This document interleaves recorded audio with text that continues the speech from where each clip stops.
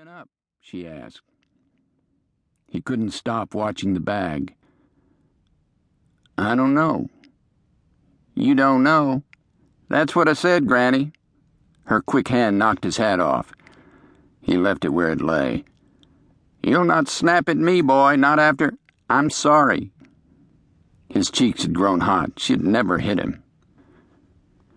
She reached for his head again, gently this time. But he rose and moved off and stood on the bottom step, facing away from her, gazing out at the just-born yard that lay stretched and steaming before them. The trees were nothing more than trees now, and the sparrows, just sparrows.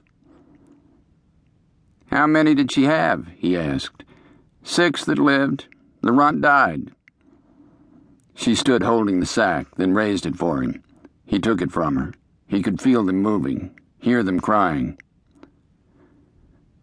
"Drowning's quickest," she said. "I know." He heard the widow scraping back across the porch with her cane and heard the door close. Frantic toenails of the dog clicking on the floorboards. As he walked away, she began to bark. He went faster, having forgotten his hat, holding the bag out from his side and trying not to feel them or hear them. At the creek, he knelt on the big shale rock where he and William fished.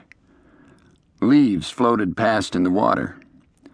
It was a deep creek, good for diving and swimming, except for the moccasins and snapping turtles.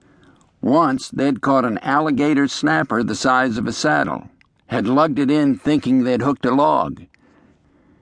Then it was sitting on the bank gaping at them, a rock come to life, its shell bony and jagged and mossy green, its head as big as a man's fist. It kept turning its snout side to side with its mouth open and trying to back up, its tongue a black wormy blob. They couldn't afford to lose their hook, but retrieving it seemed impossible with the turtle alive. After some discussion, they'd overturned it and, with great care, cut its throat, dragged it far from the water and left it lying on its back. Next day, they'd returned to find it somehow still alive, its horned feet kicking feebly at the sky, mouth working open and closed.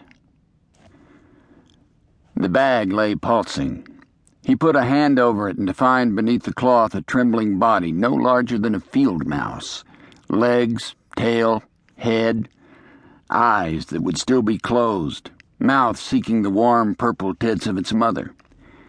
This dog had given birth 4 times in her life, and until now the old woman herself had done this deed, at first telling the boy she was giving the puppies to a colored family, until the morning they had followed her to the creek and seen the truth. She'd explained then that while they could afford to feed one dog for the purposes it served, her litters were too much. He looked into the creek.